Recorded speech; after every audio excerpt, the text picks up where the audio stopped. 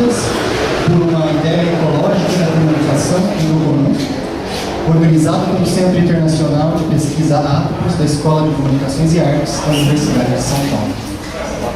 O Atmos é uma rede internacional e interdisciplinar de pesquisa e conta com integrantes em nível de graduação e pós-graduação procedentes de áreas como ciências sociais, comunicação, artes, física e filosofia. Dentro desta proposta interdisciplinar surge o ciclo de conferências com o objetivo de refletir sobre questões urgentes desta nossa época, como a difusão da comunicação móvel, a digitalização, a conexão da biodiversidade dos objetos, a multiplicação de sistemas informativos territoriais e geológicos, questões essas que contribuíram para a difusão de uma sensibilidade ecológica. Diante dessa complexidade, o ciclo busca proporcionar um espaço no qual possamos refletir sobre as possibilidades de um novo léxico, um léxico que supere os limites conceituais das categorias humano, técnica e natureza, e, sobretudo, que situem o comum e a comunidade para além de suas formas antropocêntricas e urbanas. Nós gostaríamos de agradecer o apoio da Casa das Rosas, do Programa de Pós-Graduação em Ciências da Comunicação da ECA-USP e do Instituto Italiano de Cultura. A nossa conferencista de hoje é a professora Lúcia Santaella. Lúcia Santaella é professora titular no Programa de Pós-Graduação em Comunicação e Semiótica da PUC São Paulo, com doutoramento em Teoria Literária pela PUC e livre docência em Ciências da Comunicação pela ECA-USP. É considerada entre as maiores especialistas em semiótica do país, desenvolvendo diversas linhas de pesquisa, com destaque para as mais recentes em comunicação, semiótica cognitiva e computacional, estéticas tecnológicas e filosofia e metodologia da ciência. Autora de mais de 40 obras, entre seus últimos títulos estão Arte, Aquém e Além da Arte, pela editora Kozak Naif, e Comunicação Ubíqua, Repercussões na Cultura e na Educação, pela Paulus. Então, para nos apresentar a conferência Pós-Humanismo e Ecologia da Comunicação, eu passo a palavra à professora Santaella.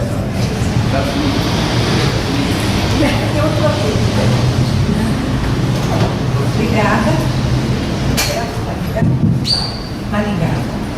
Muito obrigada por este convite. É um prazer estar sempre na Topos e a grande admiração que eu tenho por esse grupo. Quer dizer que isso só dobra ao Brasil. Então, eu vou fazer uma apresentação bastante didática.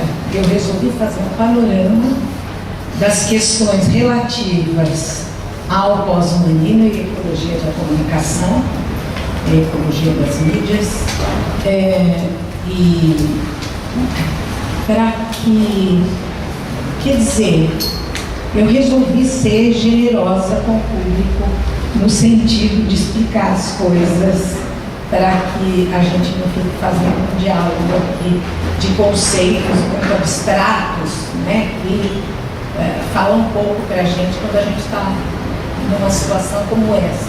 Então, a primeira parte da minha fala, olha, foi o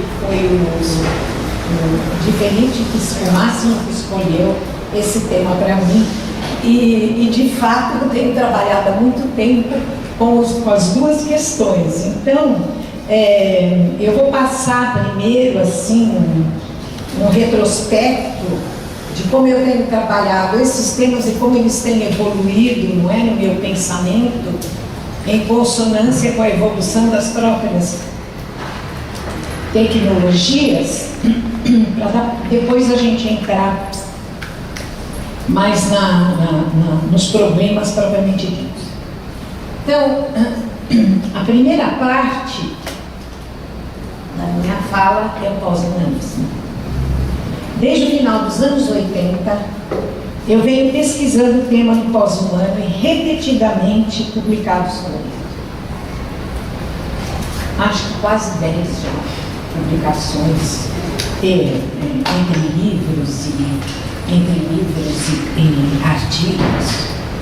Esse contínuo retorno ao tema é explicável não apenas devido à complexidade da questão, mas sobretudo porque estão ligadas às relações entre o ser humano e as atuais revoluções tecnológicas. As problemáticas colocadas pelo pós-humano necessariamente acompanham as aceleradas transformações biológicas, antropológicas, sociais e psíquicas provocadas por essas revoluções. Então, comecei por aqui.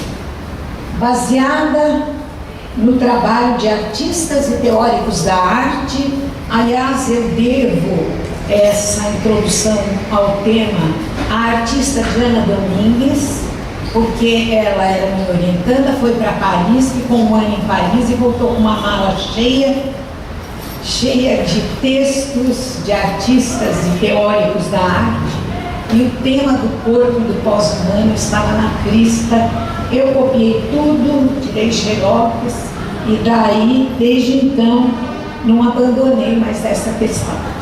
Comecei pelo corpo protético, que chamo de biocibernético. Eu prefiro biocibernético. E aí já publiquei em 98 aquele texto na revista Margem, das Ciências Sociais da UNB. Depois, paralelamente à leitura de Haraway, Pepperell, Halberstam, Livingstone e Hales, eu passei a explorar o tema sob os pontos de vista da semiótica e da psicanálise. Então, isso aí está no meu livro, né, Culturas e Artes do Pós-Humano. A seguir, eu discuti a genealogia e contextualização do pós-humano na pós-modernidade e recuei à busca das suas origens em alguns anos para encontrá-la na literatura cyberpunk. Estabeleci então, à luz de Felinto, a distinção entre um pós-humanismo ilusionista e um pós-humanismo crítico. Aí publiquei, não é, esse livro, no primeiro capítulo eu introduzo, e daí a revista da USP me convidou para falar sobre o tema. Em 2010, dei-me conta de que falar em pós-humano implica discutir o que se entende por humano, tarefa que ainda não havia enfrentado. Isso me levou à carta, a carta ao humanismo de Heidegger, e a resposta de Sloterdijk a essa carta, levando o questionamento filosófico. Além de Heidegger, o pós-humanismo crítico recusa qualquer ramo da filosofia humanista que, postulando a unidade da essência humana, toma como segura a universalidade da natureza humana. Contra qualquer forma de universalismo ou de qualquer cenário fixo e eterno, o pós-humanismo reconhece a heterogeneidade, a multiplicidade, a contradição, o contexto, a objetividade situada como constitutivos do humano, do que decorre uma nova ontologia das instabilidades. Aí eu publiquei esse artigo também no meu livro e nesse outro livro sobre pós-humanismo, que foi editado pelo Máximo. Ele me convidou e lá fui eu. Então, Éric Felinto e eu, em 2012, terminamos um livro em coautoria, voltado para a reflexão sobre o não humano, na obra de Wilhelm Flusser. Aliás, atualmente se fala menos em pós-humano e mais em não humano. Eu vou explicar por quê. Não é que não é humano, que não tem humano, ou que pós-humano acabou humano. Não é nada disso. Não é o não humano, a gente vai ver daqui a pouco. A reflexão sobre o não humano na obra de Wilhelm Flusser. Essa reflexão teve como contexto a discussão crítica dos outros do humano. Quais sejam os animais, os outros reinos do vivo e também os objetos. Ao transgredirem a crença de que a natureza humana é ontológica, quer dizer, eterna e imutável, e de que a sacra essência humana é transcendente, os outros do humano levam de roldão a pretensa integridade humana, uma suposta integridade que imputa como monstruoso, monstruosas, quaisquer misturas e hibridismos. Além do ciborgue identificado como a iminência do monstruoso, o outro do humano é um animal.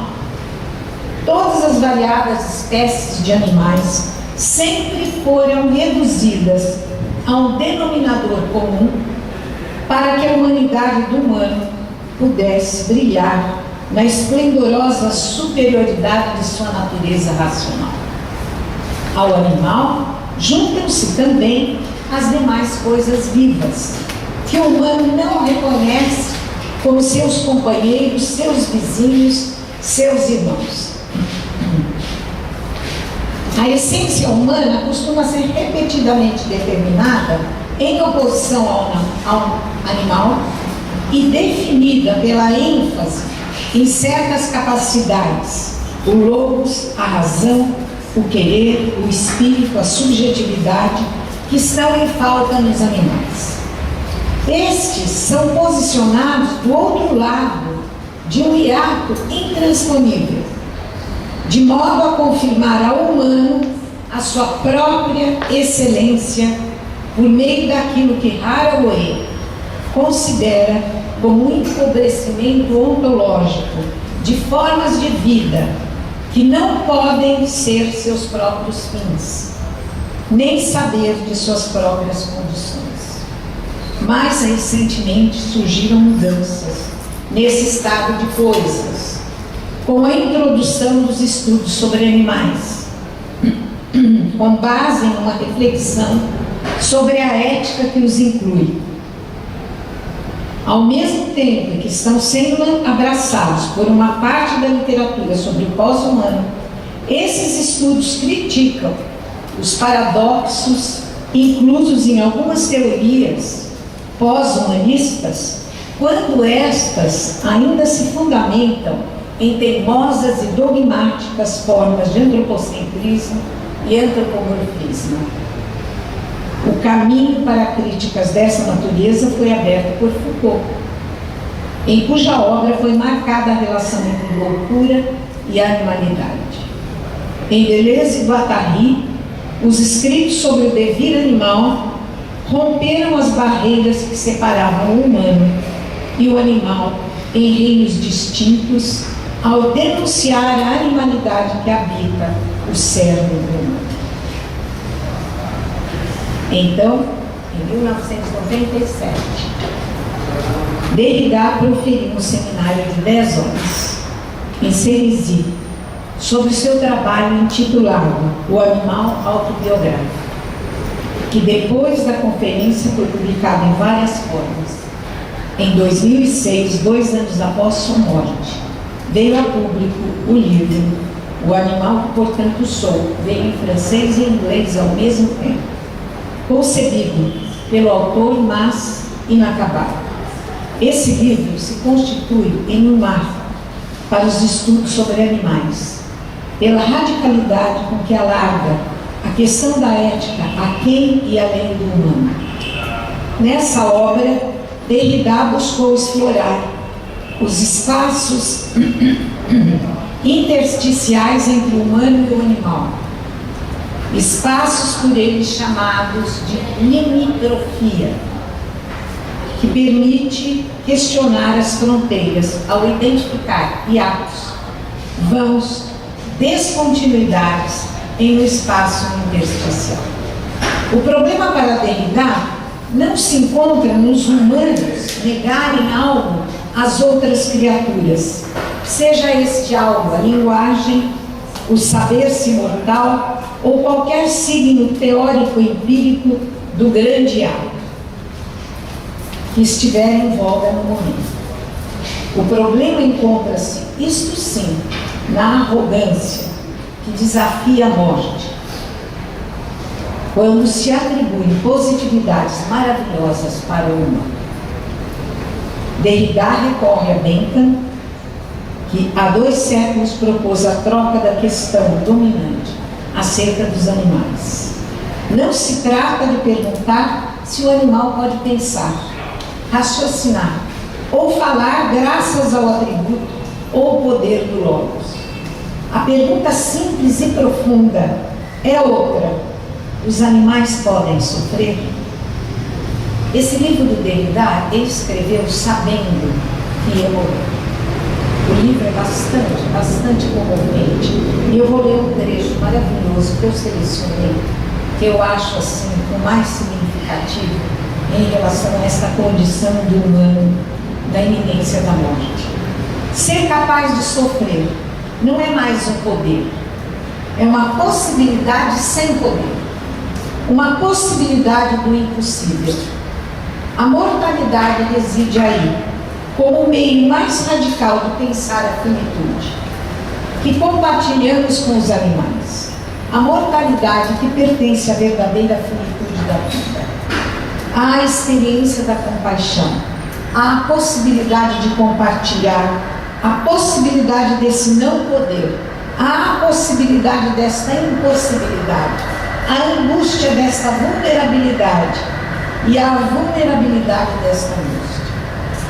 O novo e crescente campo do saber, constituído pelos estudos sobre os animais, já conta com uma literatura significativa.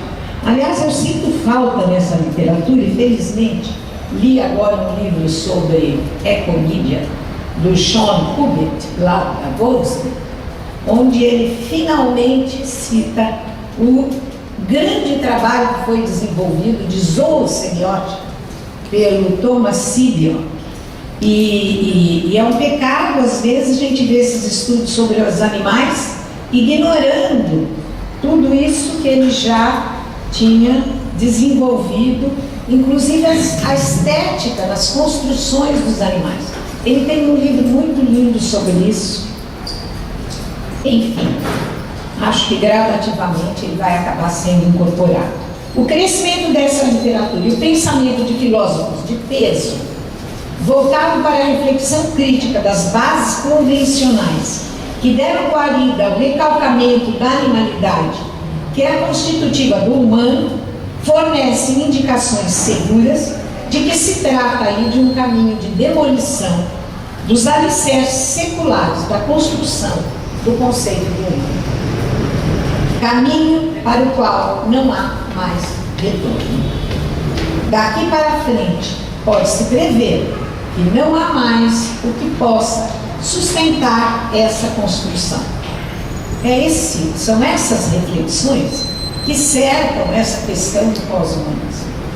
Estando assim erodida a fronteira com a nítida separação entre o humano e o animal, portanto uma separação que está sendo profundamente questionada, parece restar agora uma única linha distintiva e excludente, aquela que coloca em dois territórios ontologicamente separados o mundo humano de um lado e o mundo dos objetos de outro lado. Isto é, o vasto território da res extensa cartesiana. Entretanto, até mesmo essa fronteira está sendo agora perturbadoramente borrada com a emergência da internet das coisas e da nova ecologia midiática que ela está inaugurando. Então agora a gente passa à segunda parte. A invisibilidade das mídias nos ambientes sensíveis. Aliás, o título que o Máximo tinha dado era melhor do que mídias, porque elas vão desaparecer das nossas vistas. E foi uma nova ecologia das mídias. A questão da ecologia midiática foi discutida na introdução do meu livro Ecologia Pluralista da Comunicação. Lá, busquei explicitar sobre as razões e pertinência do uso da palavra ecologia no campo da comunicação.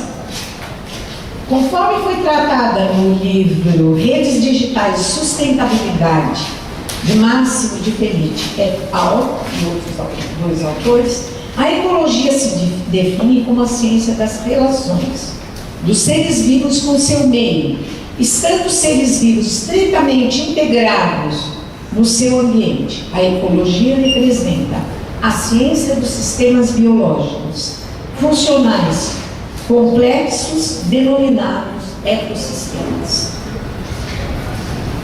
Comporta igualmente o estudo das relações dos seres vivos entre si. O meio ambiente, por sua vez, é definido por alguns ecologistas pela soma de todas as condições e influências externas, bióticas e abióticas, que afetam a vida e o desenvolvimento dos organismos. Outros ecologistas ampliam o conceito ao falarem não somente de um meio ambiente externo, mas também de um meio ambiente interno aos organismos, que na semiótica a gente chama de endossemiose. Não é? Então, o meio ambiente e as suas relações dentro do organismo. Originalmente, a ecologia era um ramo da biologia, mas conforme as crises ecológicas mundiais foram se agravando, a ecologia também foi desenvolvendo uma irradiação interdisciplinar. Há, assim,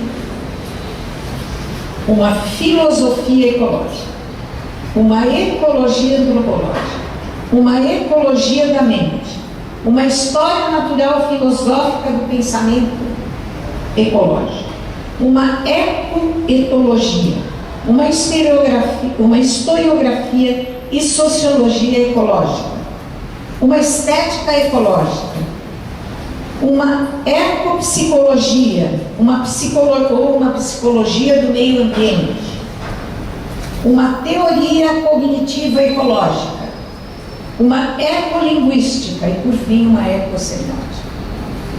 Além de estar presente em uma pluralidade de áreas interdisciplinares, o conceito de ecologia vem sendo cada vez mais apropriado para usos metafóricos.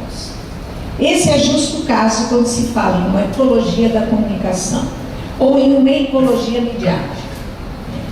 Precedência não falta para justificar essa metáfora, que já aparecia na influente obra de Gregory Bateson sobre a ecologia da mente.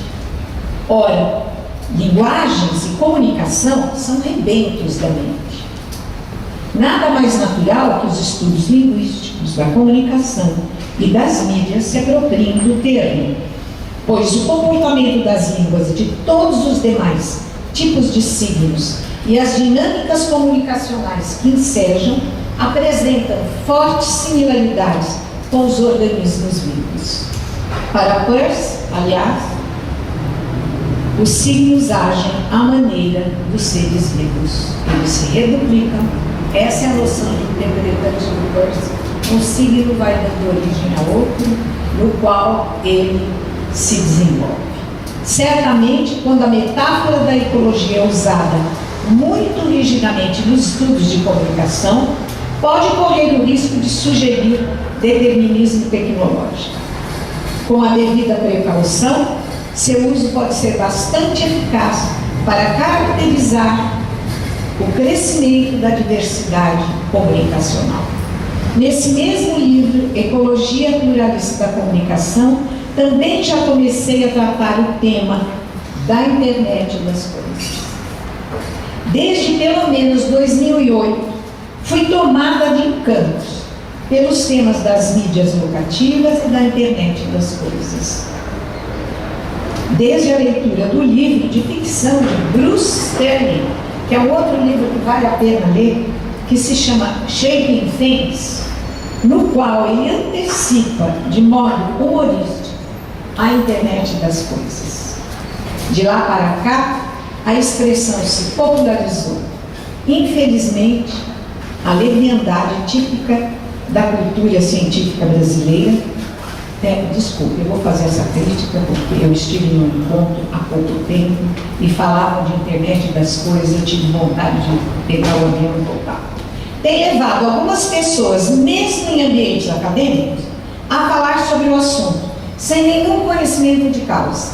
Confundem alhos com bugalhos, sem se dar ao trabalho sequer de consultar o Google. Já dava alguma informação, mas não fala bobagem.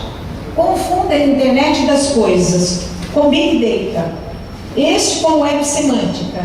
Em suma, são coisas bem diferentes. embora todas representem a ponta de lança do avanço tecnológico hoje, mas uma é diferente da outra. Enfim, uma irresponsabilidade indesculpável.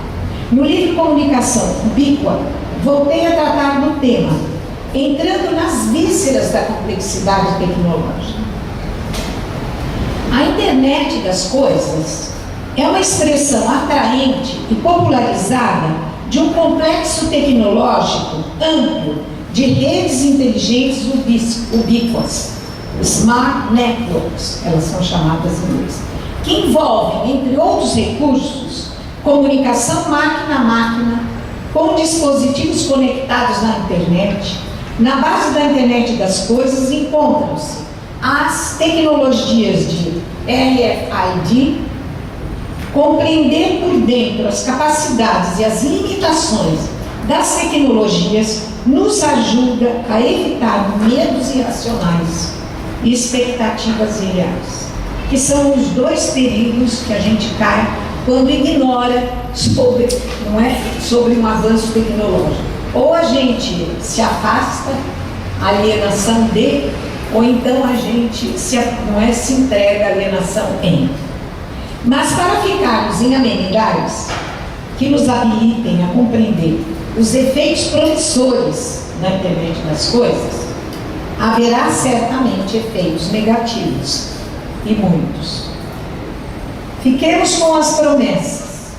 Transcrevo aqui o início de uma matéria que saiu na revista América e Economia, em setembro de 2014. Aliás, eu não compro essa revista, mas eu vi no grupo e daí peguei, né? Porque tinha uma matéria no fim sobre, nem pedi permissão, sobre internet das coisas, e é bem interessante essa matéria. Faz uma apresentação assim, bem simples e compreensível, inclusive mostra os problemas que estão ocorrendo em termos de tecnologia para que a internet das coisas ela realmente se instale na sua plenitude. Então eu vou ler o pedacinho. Um homem sofre um acidente automobilístico grave no meio de uma grande cidade. Está inconsciente e precisa de ajuda para ser levado ao hospital. Se já estivéssemos vivendo a era da internet das coisas em sua plenitude, a vida dele não dependeria da sorte de alguém ter por perto, alguém por perto, para acessar o celular e entrar em contato com o serviço de emergência. O carro do motorista avisaria o hospital mais próximo sobre o acidente, listaria os prováveis ferimentos e enviaria uma ficha com os dados pessoais do acidentado, como o tipo sanguíneo e as possíveis intolerâncias medicamentosas. A ambulância conectada ao sistema de trânsito da cidade seguiria a rota mais rápida para chegar ao local do acidente.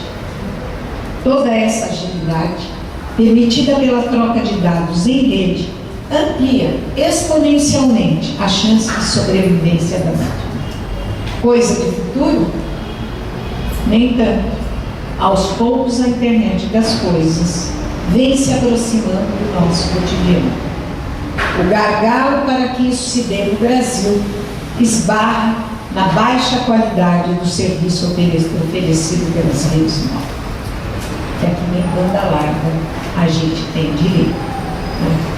Na sexta-feira nós íamos passar muitos vídeos de filmes, história do cinema, e aí procurei a sala mais propícia da PUC, nada a ver, uma frustração. Parava, jogava um pouquinho, parava, banda larga brasileira. E olhem que a PUC tem a conexão da FAPESP, que é aquela conexão muito boa, calculo. A situação acima não foi relatada para produzir um efeito sensacionalista, mas sim para que possamos imaginar as consequências que tudo isso trará para as nossas tradicionais concepções do que são os objetos que também chamamos de coisas. Ao fim e ao cabo, a internet das coisas e junto com ela, os ambientes e as cidades sencientes. Acabei de escrever também um artigo que será publicado sobre cidades sencientes. será publicado agora na revista Rua da Unicamp. Com suas novas formas de habitar, para usar a expressão de Felipe, trarão pelo menos 4 consequências inevitáveis. 1. As mídias se tornarão invisíveis. Aliás, elas estão ficando já cada vez menores. É só pegar a história do computador e agora, não é isso que é, esse computador celular é um computador muito mais potente do que foi, não é? Do que foram aqueles enormes desktops. Então, elas se tornarão invisíveis.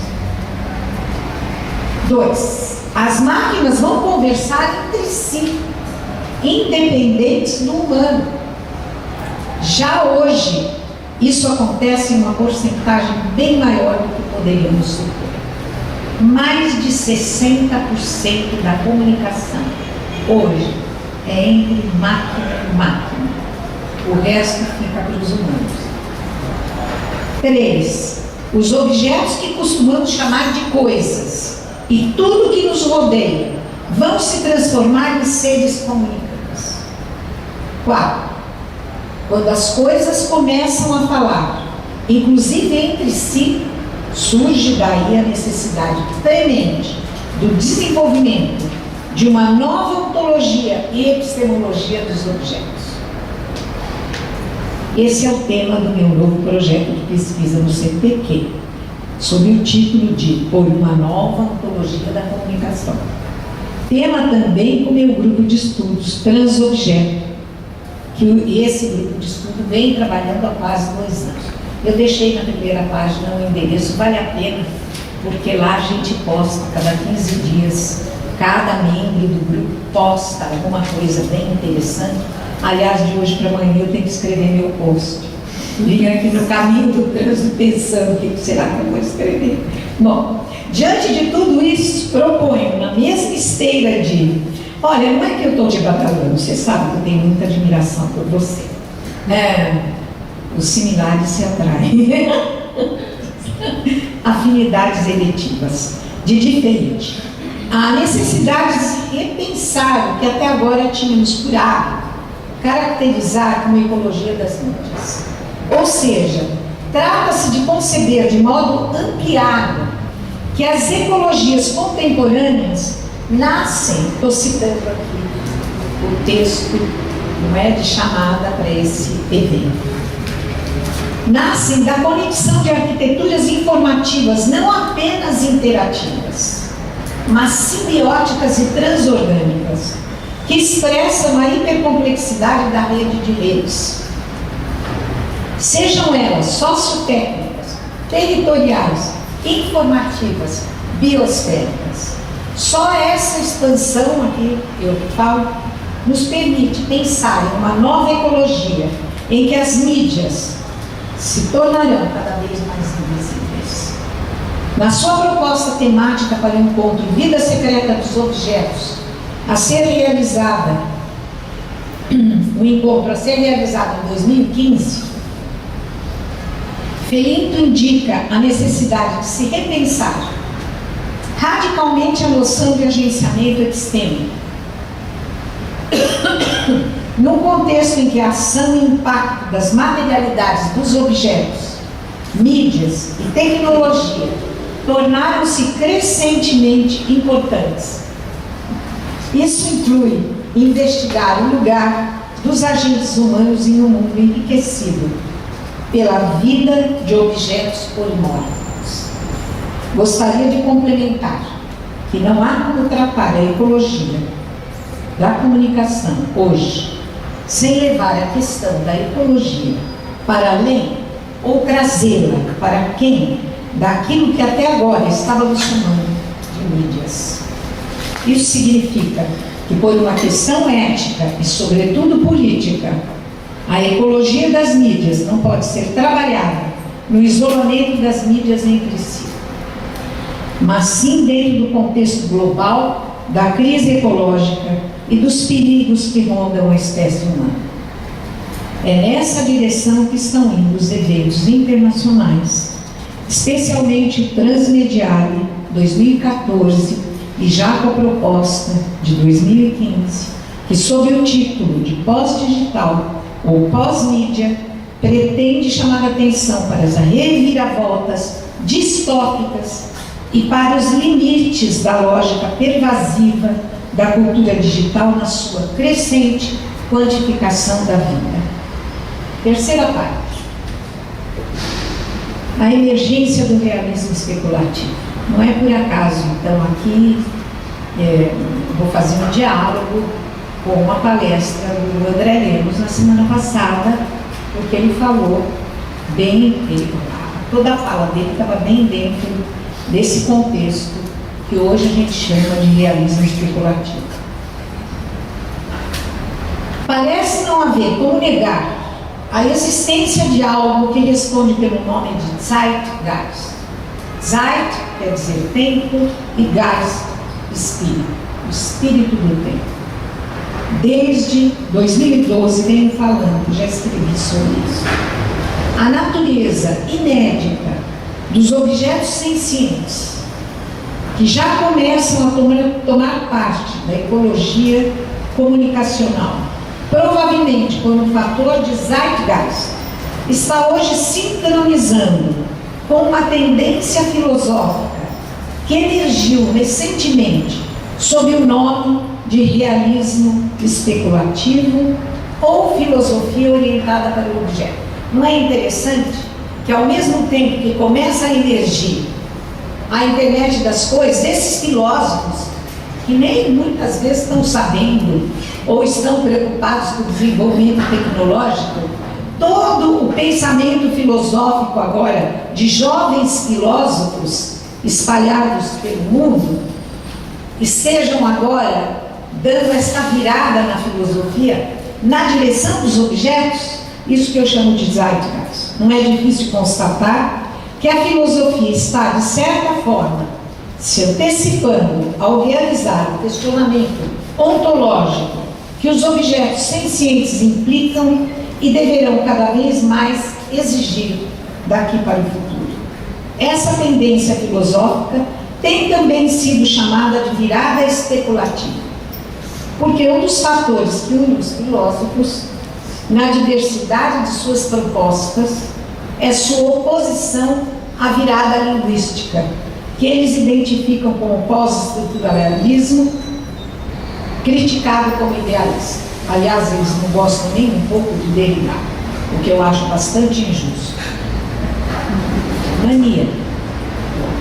Tradicionalmente, a filosofia especulativa referia-se às reivindicações metafísicas que não podem ser verificadas por meio da experiência ou da ciência. Para Boghossian, hoje, o realismo especulativo refere-se não apenas à filosofia especulativa, que considera a existência separada do pensamento, mas também uma filosofia que reivindica que as coisas especulam. E, além disso, uma filosofia que especula sobre como as coisas especulam. Agrupados sob o guarda-chuva de pensadores mais consagrados, como Alain Badiou, Zizek, Bruno Latour, o movimento segue a chamada realista professada por Manuel Delanda no seu livro Intensive Science and Virtual Philosophy.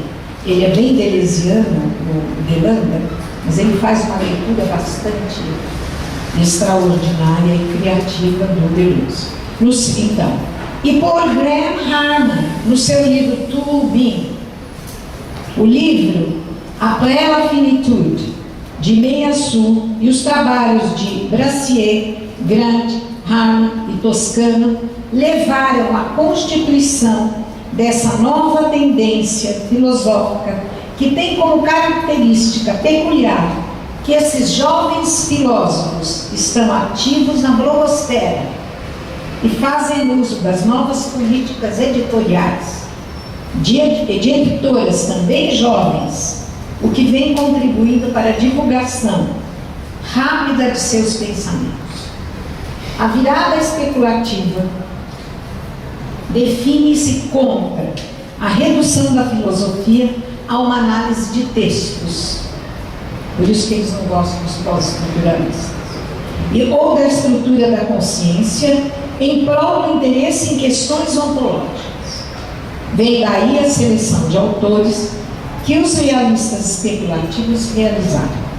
Segundo Bryant, Deleuze e Guattari foram pioneiros nesse campo, ao postular uma visão ontológica de um reino assubjetivo do dever.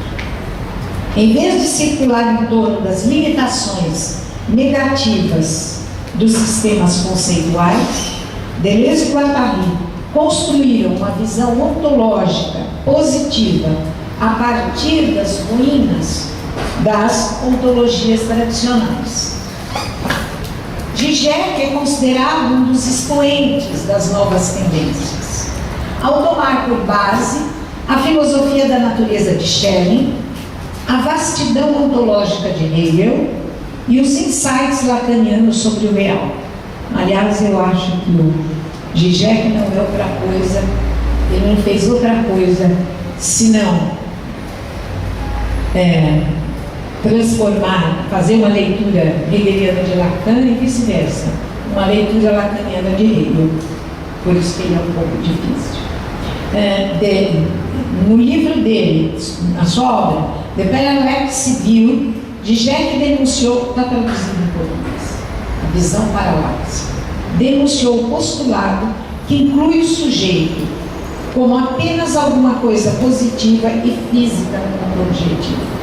Para ele, ao contrário, o materialismo significa que a realidade é um não todo. Ele pegou isso lá, o vazio lá.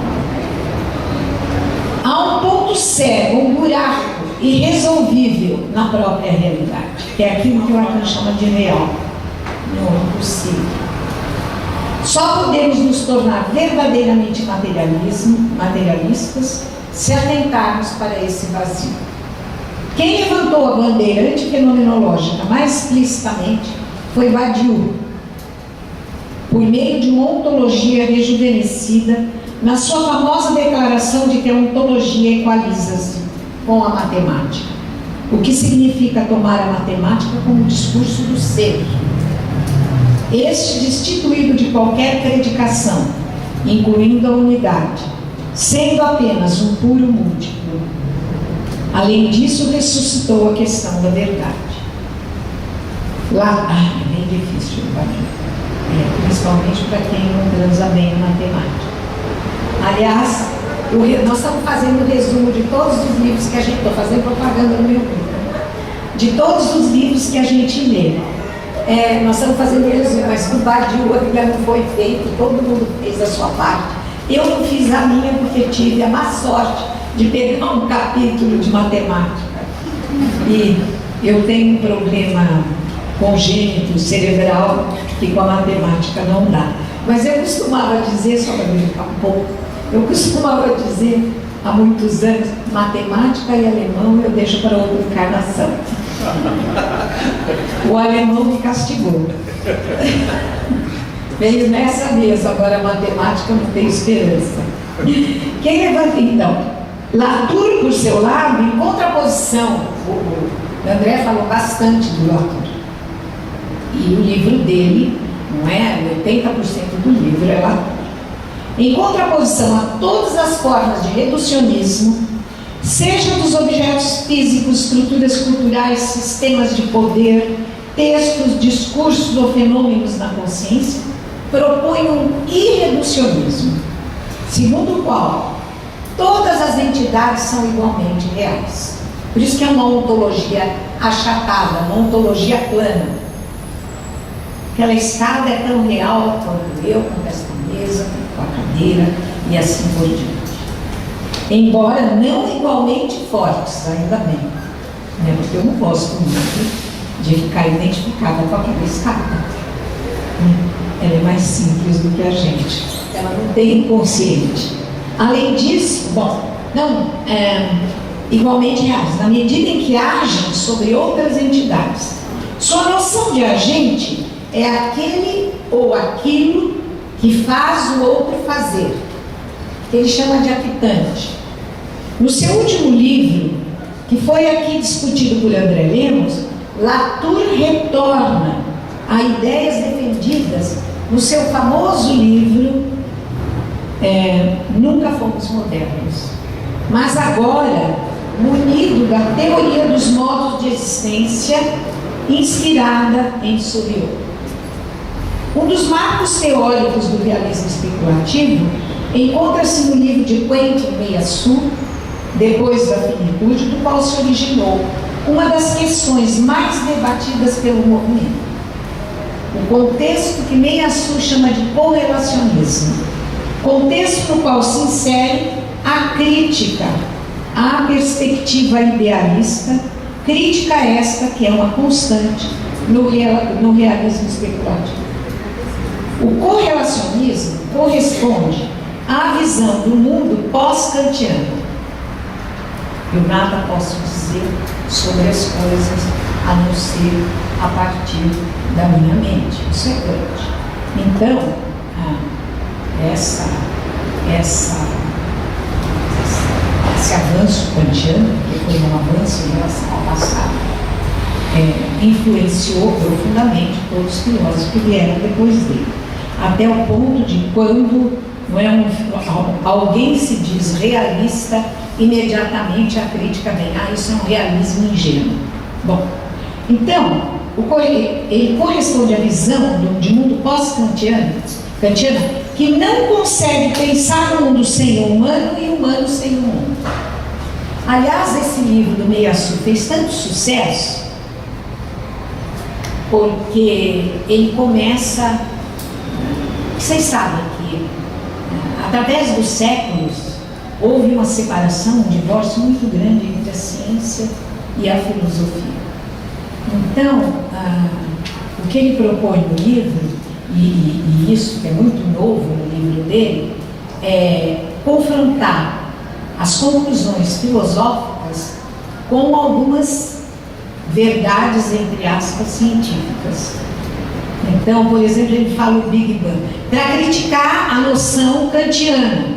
Então ele fala do Big Bang. Bom, na época do Big Bang não tinha um ser humano, e isso é considerado na ciência como uma verdade, por enquanto, inquestionável.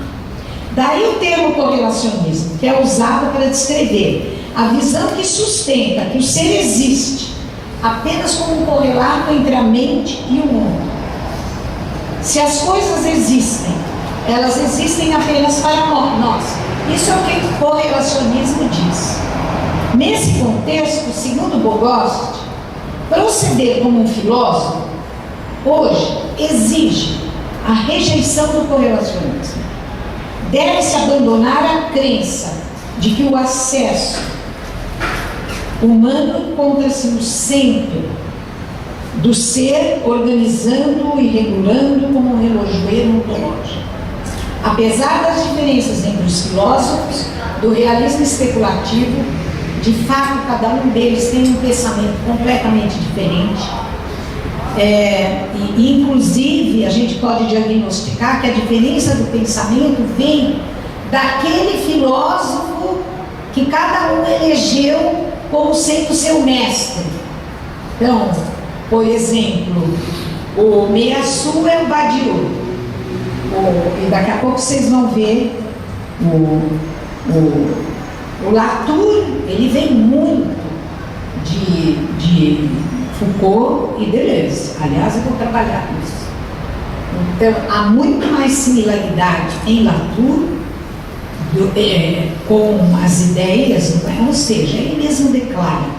Mas o que eu quero demonstrar na minha pesquisa, embora ele declare, a fonte mesmo dele foi Deleuze e Guattari, principalmente Deleuze, não é? A filosofia imanente de Deleuze. Bom, e daqui a pouco vocês vão ver que o Graham Harman, que é um dos mais conceituados entre os realistas especulativos, ele parte de Heidegger.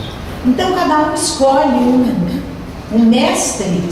E daí o outro lá, o Chaviro, ele parte de Whitehead, que aliás a gente vai começar a estudar agora o Whitehead. Então, sem ontologia, Apesar da diferença entre os filósofos do realismo especulativo, o que os une é, ao fim e ao cabo, a rejeição ao correlacionismo, na sua busca de resgate da autonomia do mundo dos objetos, tão negligenciado pela filosofia, mesmo pela filosofia pós-estruturalista. Não tem uma filosofia, não é, que tenha, exceto, vocês vão ver daqui a pouco, Heidegger, não é, o que o Harman extrai aqui. Sendo a ontologia o estudo da existência, na ontologia orientada ao objeto de Graham Harman, as coisas estão no centro do ser. Nós, humanos, também entramos no foco de interesse filosófico, mas não somos mais o único foco. Aproximando-se de Latour, na nova ontologia de Harman, tudo existe em igualdade de condições, de modo que nossa atenção deve se voltar para as coisas em todas as suas escalas, ponderando sobre sua natureza, suas relações entre si, tanto quanto suas relações com o humano. Mais que isso, é preciso admitir que as coisas não existem tão só e apenas para nós. Dentre os filósofos, Harman é aquele que tomou mais fundo a necessidade do desenvolvimento de uma teoria dos objetos. Ele realmente desenvolveu uma teoria dos objetos que ele chama de objeto quádrico. Eu não gosto. Eu sou bem crítica com Harman. Aquele objeto quádrico. Eu sou persiana, ele resolveu essas questões de uma maneira muito mais complexa e interessante. E aquelas dicotomias, não gosto de dicotomia. Mas enfim, tem que estudar, não é? O pensamento está aí. E a gente não pode ficar fora cultivando, não é, as nossas crenças imutáveis. Bom, o ponto de partida do autor é uma interpretação que ele chama não ortodoxa, em relação à leitura da obra fundamental de Heidegger. Seria, mais do que não ortodoxa, sua interpretação e referências a Heidegger são decididamente irreverentes. Olha, nós temos no nosso grupo Transobjeto uma síntese do livro do Harman, tem uma síntese inteirinha. E é uma síntese bem feita, porque para fazer aquela síntese, cada um pegou uma parte, a gente teve discussões durante meses, enfim, e que de fato não é nada simples. O pensamento de um filósofo, para a gente conhecer profundamente, ocupa a nossa vida inteira. Então, a gente precisa criar esses caminhos mais econômicos. Não é igual uma vez que eu fui estudar, eu procurei um psicanalista e eu quero estudar Lacan, nos idos de 1973. Aí ele falou, só Freud, 8 anos. Eu falei, mas eu estou aqui para você deixar o caminho mais curto. Isso não é disso que a gente vai para a universidade, esperando que os professores tornem o caminho da gente mais curto. Bom, a leitura e respectiva interpretação baseiam-se apenas em uma pequena parte da obra a ser tempo. Aquela parte que se refere à discussão heideggeriana de equipamento, ou seja, do conceito de Zuhandenheit, que a gente traduz como disponível à mão. Parece que é a melhor tradução, porque a gente teve lá um consultor alemão e ajudou a gente nisso, disponível à mão, que Harman concebe sobre uma nova proposta que ele chama de tool being, que nós traduzimos como ser ferramental. Ser da ferramenta, ser ferramental. Oi? Segundo Harman, os especialistas em Heidegger minimizam a importância desse conceito. Sua tese, ao contrário, defende que esse conceito heideggeriano dá origem a uma ontologia dos objetos neles mesmos. Uma ontologia que, para ele, parte do princípio de que existe um profundo hiato entre as coisas e qualquer interação que podemos ter com elas, não importando se essa interação é intelectual ou meramente manipulativa. Entretanto, o argumento de Harman vai além, quando as coisas recuam da presença, isso ele tira de Heidegger, para uma realidade subterrânea, escura. Elas se distanciam não só dos seres humanos, mas também umas das outras. Isso aqui é bastante interessante. Disso resulta que Heidegger dá origem, quando o seu conceito de ferramenta é bem lido, a uma nova era da metafísica. Emprestando a expressão ontologia achatada, ontologia plana, Bryant, foi ele que criou essa terminologia. Bryant, que é um outro realista especulativo, e ele tem também uma formação em psicanálise, esse aqui. Por seu lado, dá a ela uma interpretação própria.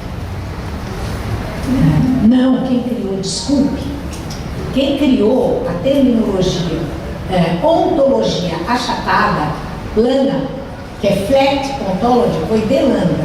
E o Bryant, então, toma essa terminologia e daí a gente passou a chamar de ontologia achatada, Latour e todos os realistas especulativos. Mas quem criou essa terminologia foi Delanda. Dá a ela uma interpretação própria, segundo a qual todos os objetos têm o mesmo estatuto ontológico. Para Bryant, tanto quanto para Latour, o termo objeto tem um largo espectro. Entidades corpóreas contam tanto quanto as incorpóreas, sejam elas objetos materiais, abstrações, objetos intencionais ou qualquer outra coisa. Por isso que chama ontologia achatada. Quer dizer, elas têm o mesmo estatuto ontológico de existência. A enumeração de Bogost é eloquente. Quarks, Harry Potter, falas de conferencistas, Land Rovers, casos de amor, Super Mario Bros, Moçambique, etc. O que se tem aí é uma ontologia em que os humanos não são mais os monarcas do ser. Os monarcas do ser, mas estão, isto sim, entre os seres, enrolados nos seres e implicados nos outros seres. Para a ontologia achatada, vocês veem que isso tem tudo a ver com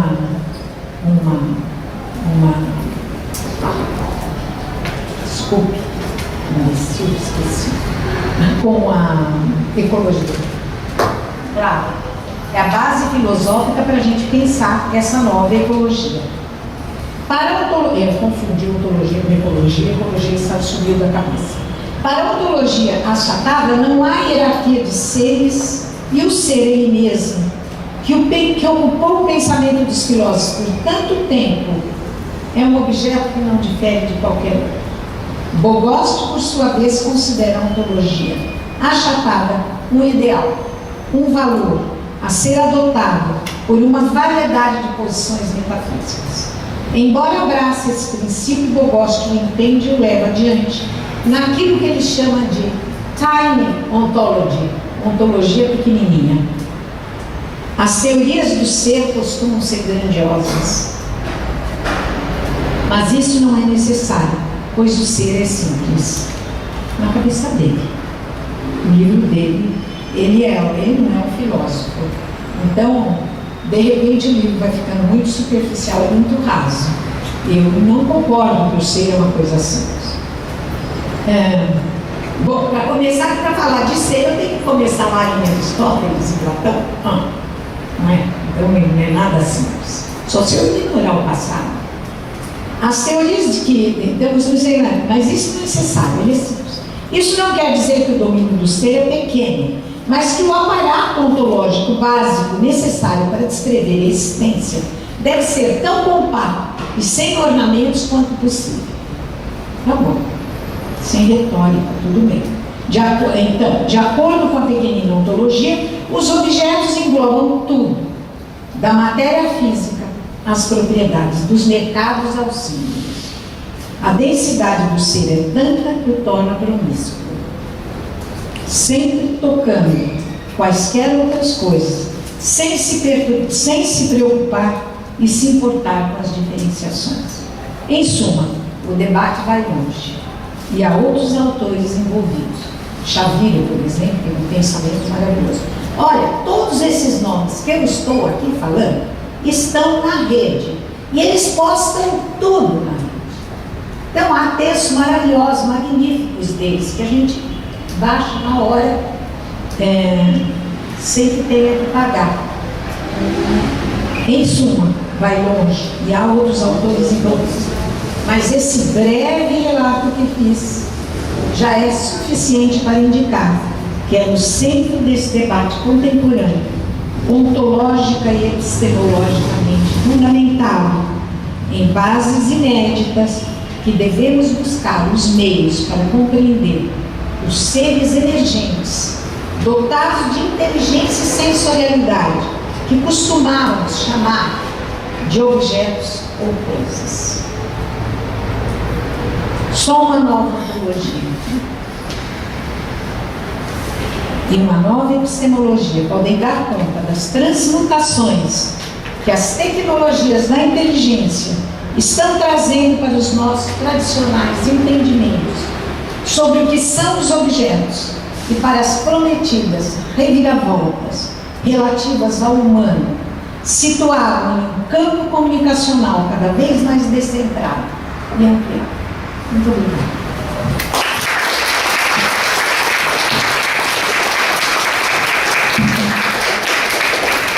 Obrigado, professora. Nós vamos agora abrir para um pequeno debate.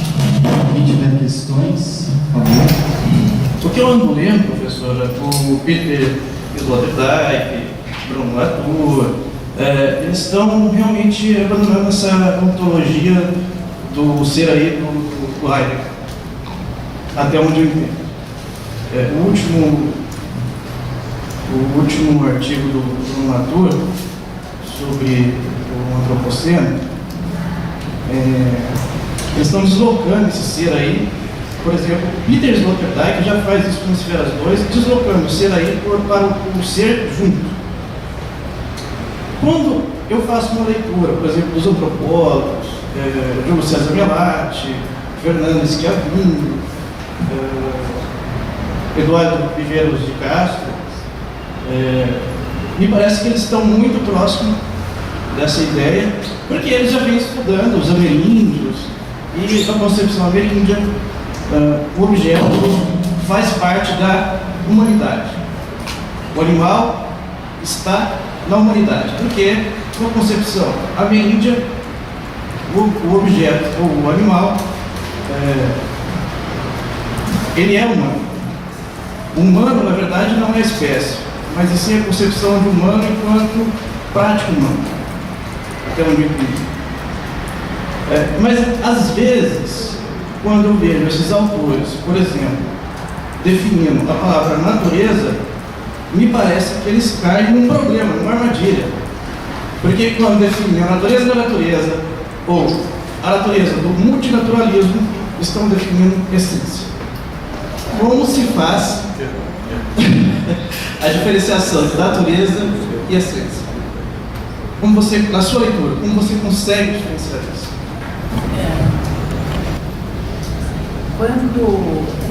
Quando se dá uma definição redonda, não apenas da natureza, redonda, acabada, excludente do humano, ela é essencialista.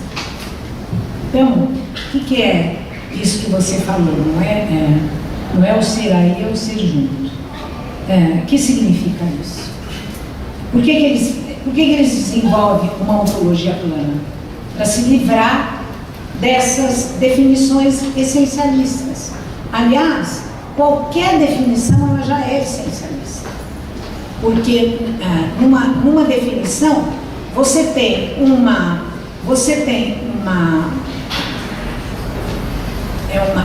é algo englobante, né? As relações ficam cortadas.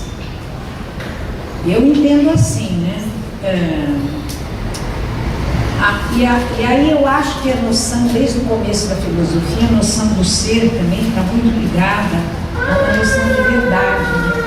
A verdade do ser. Qual é a verdade do ser?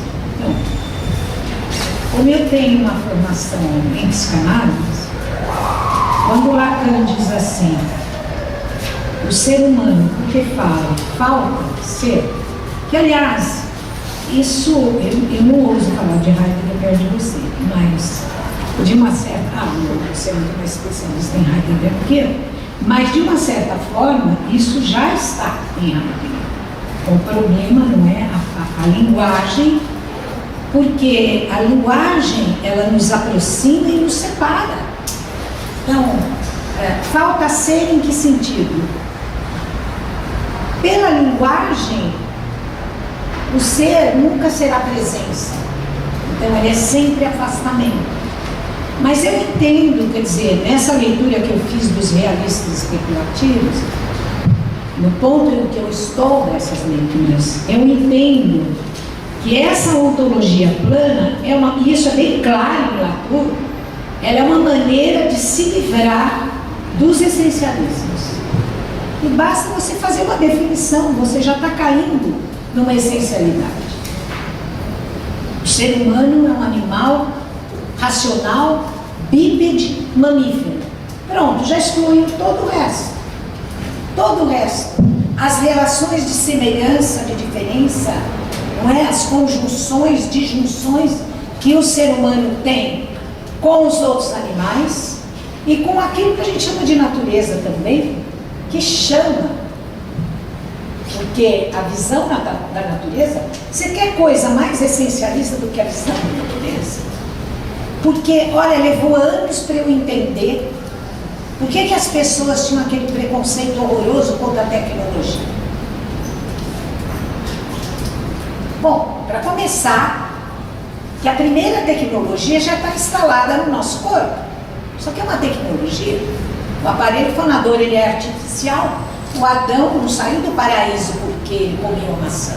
Ele saiu do paraíso porque ele começou a compreender as coisas. E para compreender, você necessariamente se afasta delas. Então, o que é que acontece? As pessoas não aprendem, esse preconceito. Eu não estou dizendo que a tecnologia é boa. Não estou dizendo isso. Eu estou dizendo que é uma condição do humano na biosfera, desde o começo. Agora, se o humano é um erro da evolução, isso também é alguma coisa para a gente levar em consideração. Né? O Kessler fala isso. Ele é igual àquela, acho que é ele inventa essa imagem do Kessler, naquele livro Jango, que é maravilhoso. Ele não é bem científico, mas é um livro maravilhoso. Ele diz assim, o ser humano pode bem ser igual aquele animal que tinha o estômago colado no cérebro. Se come, o cérebro não se desenvolve. Se o cérebro se desenvolve, não come. Então nós podemos muito bem ser algo similar a isso. Porque a primeira coisa que a gente vê é essa crise ecológica. Eu tenho até algumas explicações simplórias sobre isso. Eu coloco um pouco de culpa em Descartes. De repente separou o humano, essa existência está lá fora, e o que deu uma munição impressionante para a ideologia capitalista. A natureza está aí para ser, não é? Para ser explorada, e a exploração vai a tal ponto que destrói isso. Então, essa noção de natureza, quando leio, eu já falo, já vem. Essa noção de natureza, todo essencialismo é estático e conservador. Todo essencialismo é conservador. Então, não sei se eu respondi. Melhorou um pouco. Eu não li ainda o livro de Castro. Precisa, né? Porque ele é tão famoso no mundo inteiro. E aí a gente vai fazer. Tem uma coisa forte de Whitehead, do perspectivismo, né? Perspectivismo. Isso mesmo. Eu queria aproveitar, na verdade, fazer uma questão sobre a semiótica. Não precisa de microfone. Porque, você comentou que Peirce tinha resolvido alguma coisa dos objetos, que em Harman não ficava tão interessante de se pensar. E eu li o texto do Eric Felindo, e aí a minha dúvida é mais com relação ao papel da semiótica, ou como a semiótica se insere nesse contexto da virada especulativa. Porque ele diz que, bom, seria preciso desenvolver outras abordagens na comunicação, e que a dominância de perspectivas semióticas deveria ser contrabalançada por esforços para empreender uma ocasional abstinência hermenêutica. Então, relacionando a semiótica com essa atribuição de sentido, né, que é centrada ainda no humano, e aí é isso que eu queria, na verdade, de questionar se é isso mesmo, ou se quando as coisas falam por si, ou quando as coisas se relacionam entre si, aonde fica a atribuição de sentido e onde fica o papel do humano nesse contexto. Não sei se foi claro. Claríssimo. O Eric, a gente tem muito contato intelectual. Eu costumo dizer que o Eric é meu informante, porque ele xereca muitos livros, né? Daí ele manda para mim e aí eu vou lendo. Bom, tudo isso aqui que eu avancei foi graças ao Eric, porque a gente foi escrever o livro juntos e ele me mandou, nossa, uma lista enorme de livros. E foi aí que eu fui me atualizando com essa questão. Mas a nossa diferença está aí na semiótica. Em primeiro lugar, não há uma dominância da semiótica. Aonde? Nos estudos da comunicação, ao contrário, existe muito preconceito com a semiótica. Por outro lado, quando a gente fala em semiótica, a gente tem que... Ele identifica um pouco a semiótica com a hermenêutica. Então, como essa teoria da nova mídia alemã é uma teoria que se voltou muito, não é, para a materialidade das mídias, então, isso já está em Husserl, isso já está em outros teóricos da mídia alemã, eles se contrapõem à hermenêutica, né, que é a busca do sentido. Então, essa busca do sentido acaba levando a um esquecimento da materialidade, é verdade. Então, tanto é que esses novos teóricos alemães, eles se baseiam muito em Walter Benjamin e Hitler. Hitler tem uma grande influência também de McLuhan. Então, quando a gente fala de semiótica, primeiro, semiótica não é hermenêutica, por favor, certo? A hermenêutica é um circuito de busca do sentido que é completamente diferente da semiótica. Outra coisa, eu me identifico. Aliás, tem muito texto que fala sobre semiótica e hermenêutica que faz a diferença entre eles. Bom, é que a tradição hermenêutica na Alemanha foi muito forte, não é? Gadamer e outros teóricos, filósofos alemães, uma tradição bem forte da hermenêutica. Então, não é a mesma coisa. Dois. É que tem preconceito com a semiótica, não tem nada a ver essa predominância. Se vocês soubessem o preconceito que eu sofri na minha vida, porque nunca abandonei, mas eu não sou da semiótica linguística.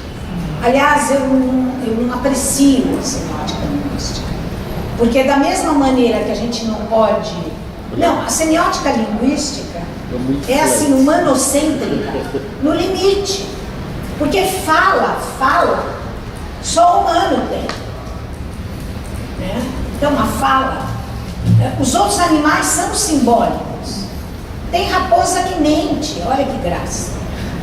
Pensou a sofisticação semiótica, que é preciso ter para mentir, mas eles não falam.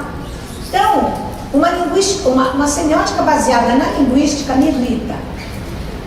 Me irrita por essa centralização, ela leva esse humanocentrismo ao limite. 2, 3 agora. Eu não professo e não aprecio a semiótica E são várias correntes de semiótica. Quando a gente fala de semiótica, são várias, nasceram em vários lugares diferentes, e cada uma tem uma teoria, são sempre teorias muito complexas.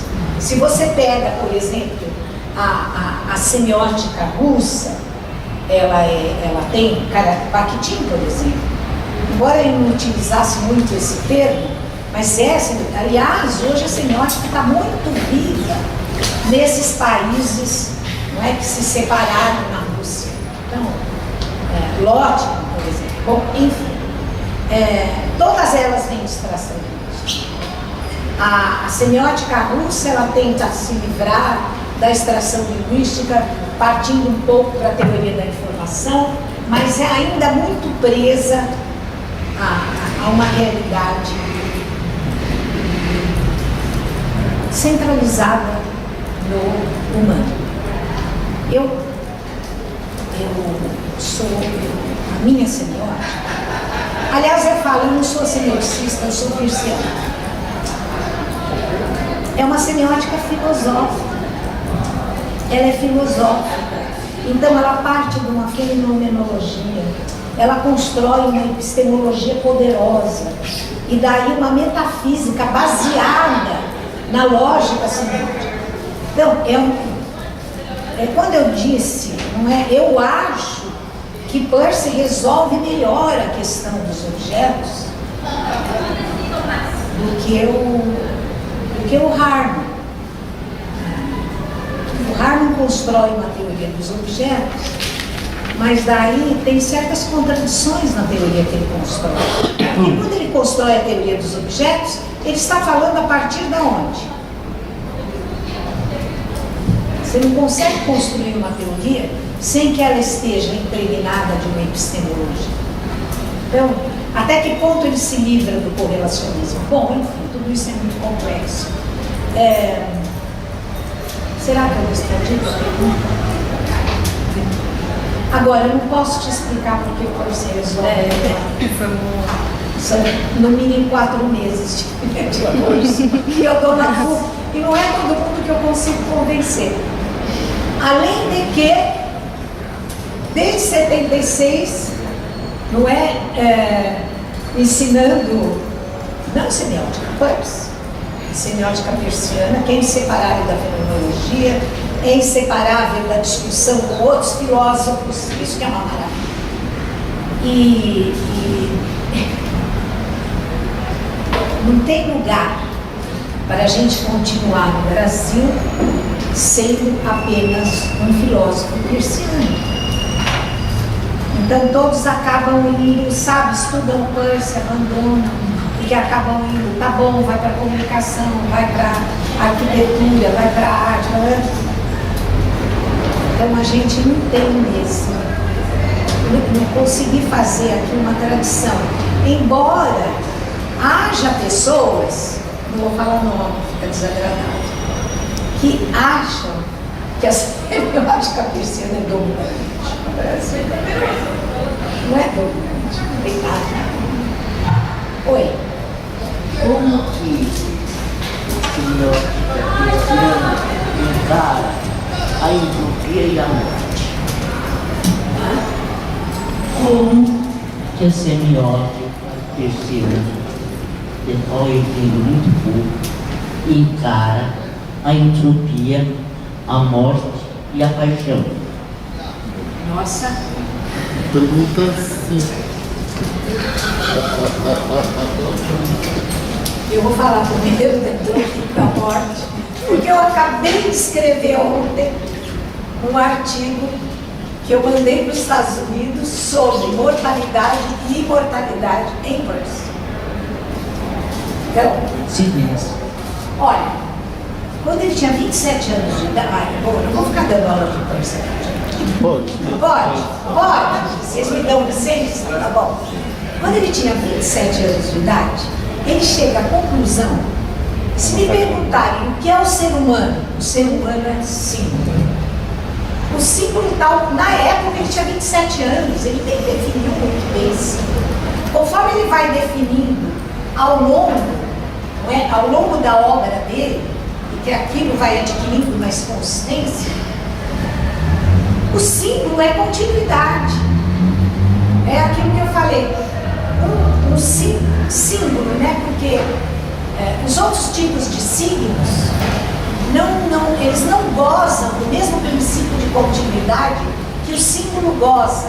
Porque ele produz um interpretante no qual ele se desenvolve, que produz outro, e assim há de infinito. Não é? Então,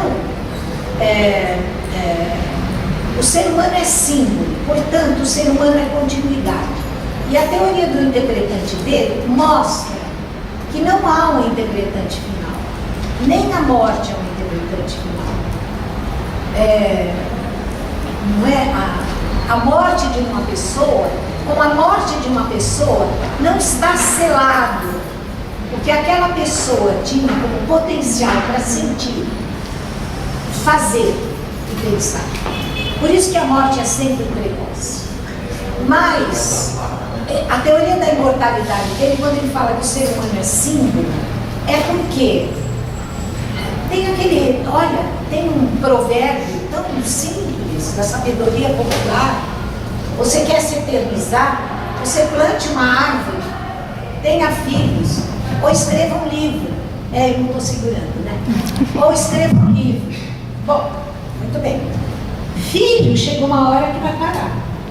A gente sabe que a sequência sanguínea chega um determinado. A árvore, por mais que ela brilhe, ela tem uns 300 anos. Não é? Tem árvore até mais velha.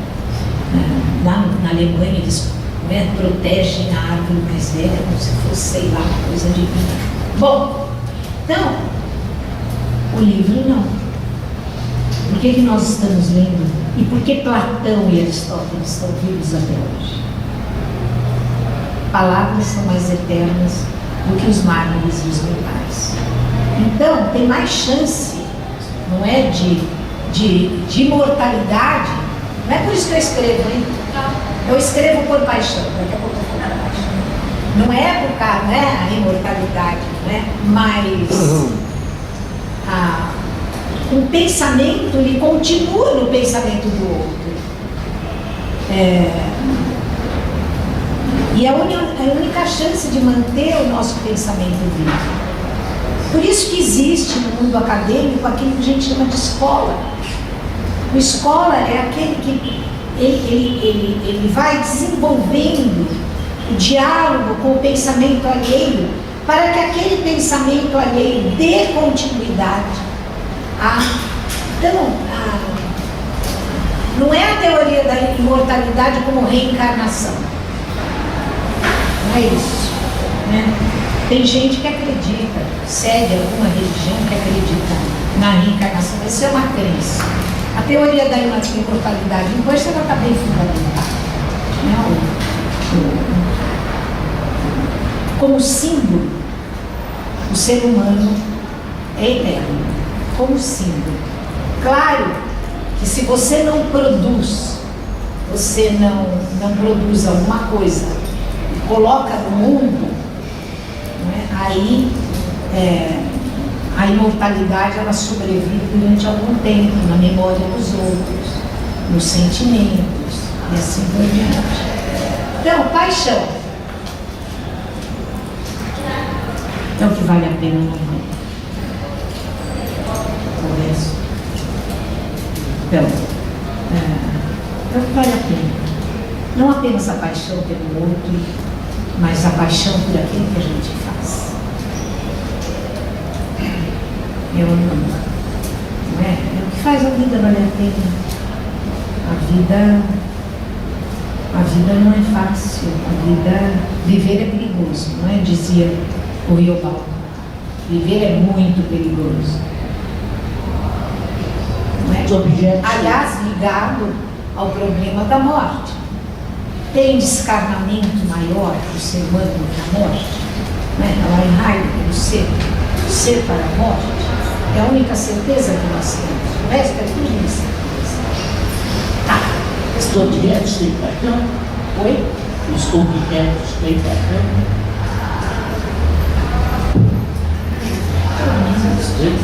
Os objetos têm Pode, boa pergunta. É por isso que não, eu acho que não. Claro que o ser humano tem. Olha, eu quero ler esse livro do Latour, os modos de existência. Estou curiosíssima para ler. Mas tudo que a gente vê tem que ter um momento certo. Eu não sou ansiosa. Não, tem um momento certo. Vai chegar o momento certo. Eu ler esse texto do Latour. Então, porque não, eu não posso me conformar. Eu concordo com essa ontologia plana, mas eu não posso me conformar que o estatuto ontológico do ser humano possa ser identificado com o estatuto ontológico dos objetos.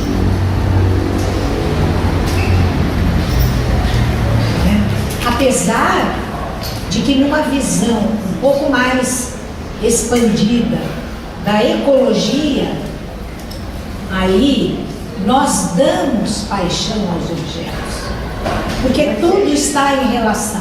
Então é nesse sentido também que eles falam da ontologia. Olha, eu estou pensando agora, que eles falam da ontologia plana, é nesse sentido, de que nas interações, por isso que eles chamam tudo de objeto. Eu sou um objeto, mas eu contamino com isso que é a característica primordial nossa. Não sentimento tem, as plantas sentem, os objetos sentem, tanto é que eles gastam com o tempo, não é? Eles se desgastam, eles perecem. Hoje, eu tinha uma blusa que eu mandei a menina lavar, e eu adorava ela, mas ela tem 30 anos. Pôs na água, ela fez assim, dissolveu. Será que era uma blusa? Não era uma blusa, era um afeto. Ela estava carregada de afeto. Então, mais ou menos. Professora, aqui falava sobre o livro Verde de Castro, que eu acho que tem muito a ver com o tema, quando ele fala do pensamento ameríndio. Então, sobre a questão da animalidade, ele diz assim, que o índio olha a onça e a onça é como ele enxerga o humano na onça. E ele acredita que a onça, por sua vez, o enxerga como onça. Então é uma relação de alteridade onde, a partir de um etnocentrismo, né, do grupo, até que aquilo que ele intui que a onça pensa sobre ele. Então, a partir desse pensamento do etnocentrismo e até uma semiótica de Goethe, que não é uma semiótica, é uma antropologia a partir do estudo do significado da cultura, e a cultura sendo o que o Goethe fala, que eu acho muito bonito, que a cultura é uma rede de significados criada pelo homem que o prende e o codifica, né? E quando a senhora estava falando sobre a questão das máquinas e da tecnologia, e que é fascinante, eu estava pensando o seguinte, na década de 2000, desculpe, a 2010, houve um zeitgeist, digamos, muito voltado a buscar, por exemplo, a sociologia, a antropologia, o conhecimento das ciências humanas, até mesmo no mercado. Eu sou antropólogo e comunicólogo, estou fazendo um pós-doc, meu colega, somos da mesma época, e era uma coisa assim, o mercado ia nos buscar na academia, né? Era o zeitgeist do momento, né? Era aquilo. Hoje em dia, com a coisa do avanço da tecnologia, e Big Data e a internet das coisas, posso estar errada, mas eu tenho percebido que é como se o zeitgeist fosse dessa relação com a tecnologia, que é como uma intencionalidade, então uma crença que a máquina ela vai nos substituir. E eu digo onde? Vamos supor, meus alunos de MBA e clientes do mercado, todo mundo começa a pensar assim, não, dentro do Big Data se cria um algoritmo que ao pesquisar aprende e ao aprender se recria, né? Então ele se autoconstrói.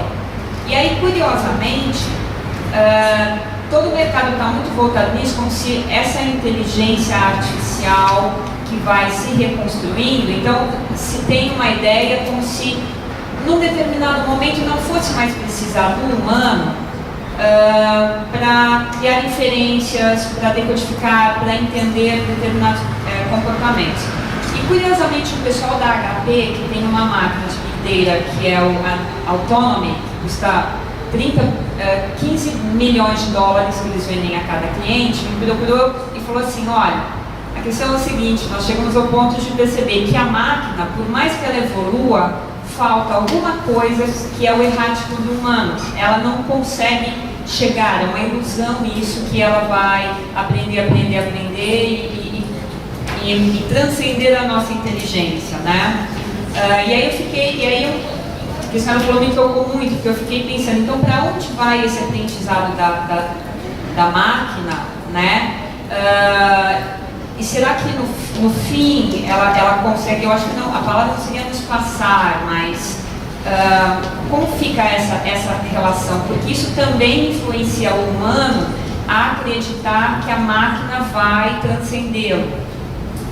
A ação, ela é criada e, bom, os filmes de Hollywood exploram isso no limite. Para os adolescentes, não é? Os adolescentes adoram. Eles têm um coração jovem, então eles aguentam essas inquietações. Aguentam e procuram, né? Porque muita energia. Mas os filmes de Hollywood são sensacionalistas e exploram exatamente essa ideia. Ai, a máquina vai substituir o ser humano.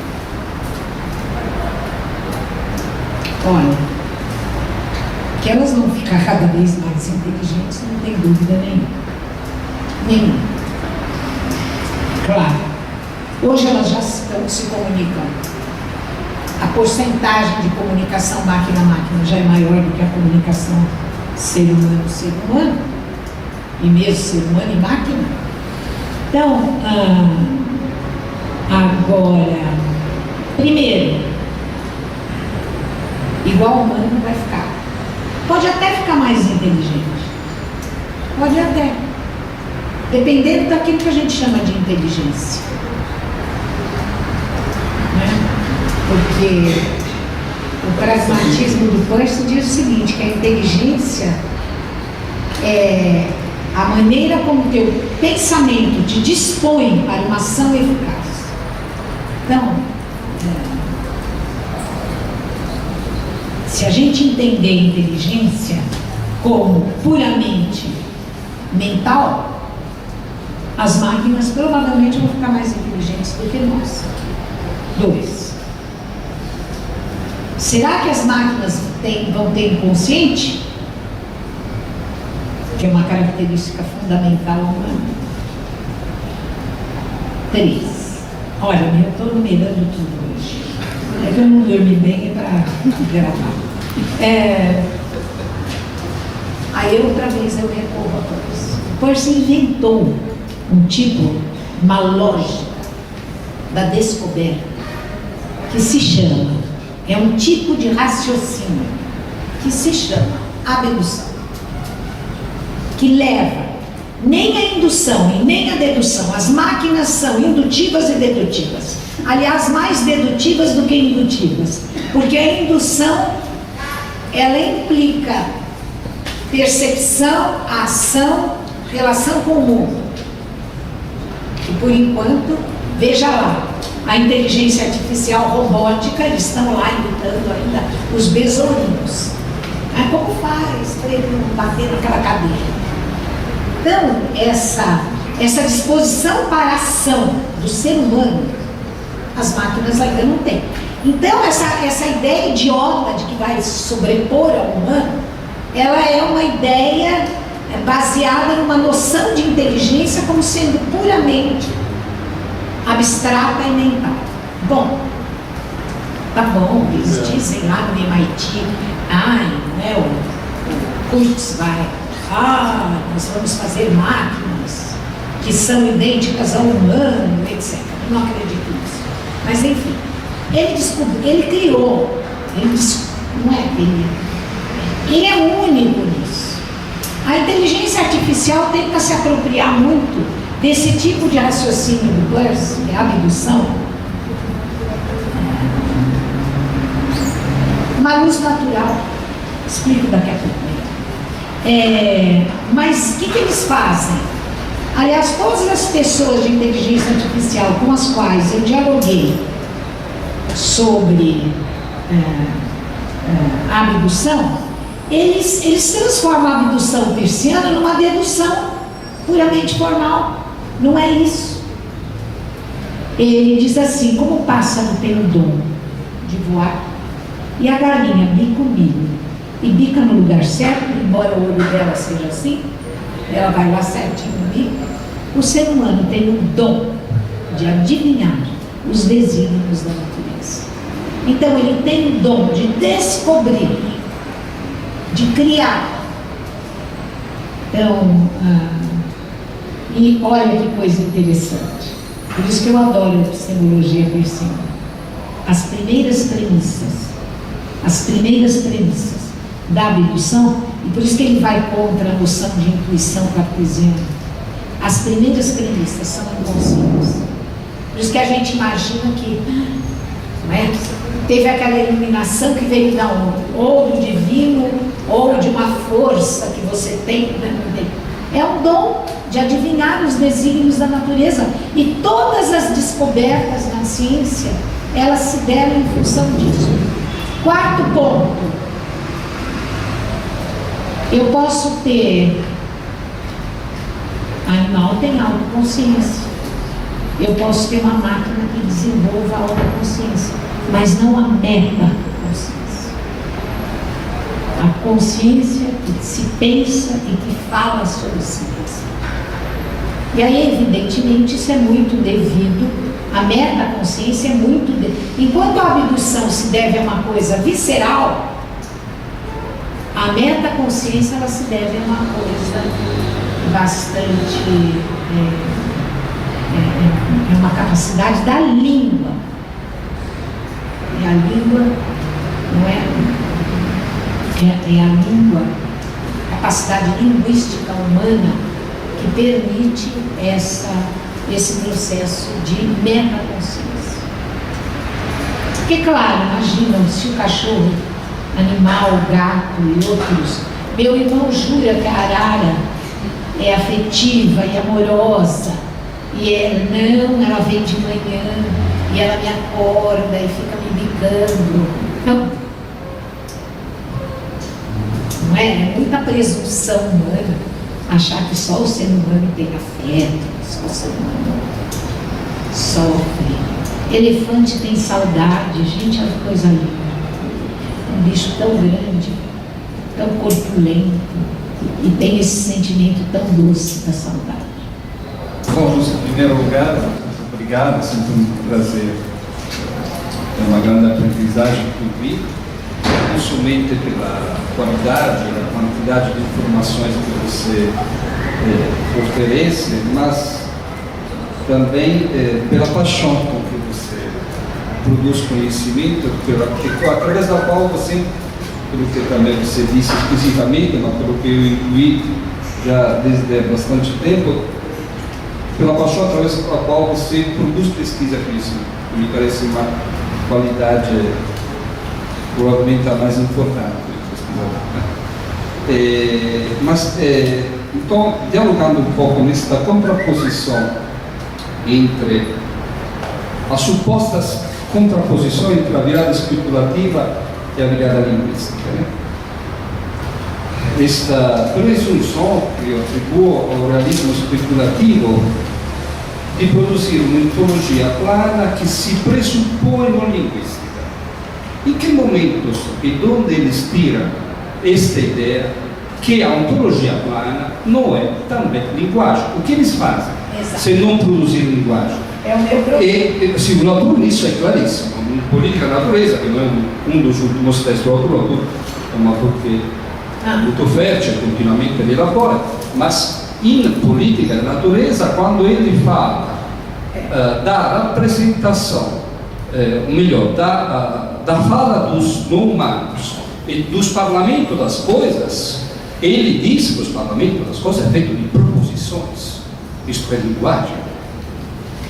O que seria a ontologia plana se não uma proposição linguística? Então, esta oposição à pós-modernidade, esta oposição a Derrida, me parece uma grande forma, como podemos dizer, de clube intelectual que fica criando. Queria saber a sua opinião. Eu concordo plenamente com você. Claro.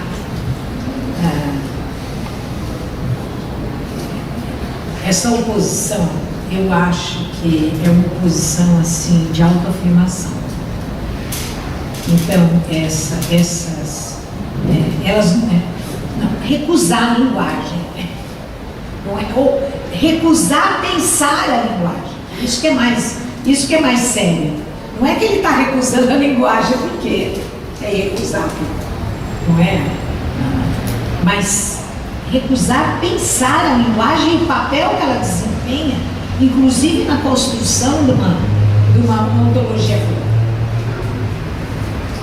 Olha, eu vou te dizer a pura verdade, eu vim aqui trazer essas informações, que são informações que estão aí, não é?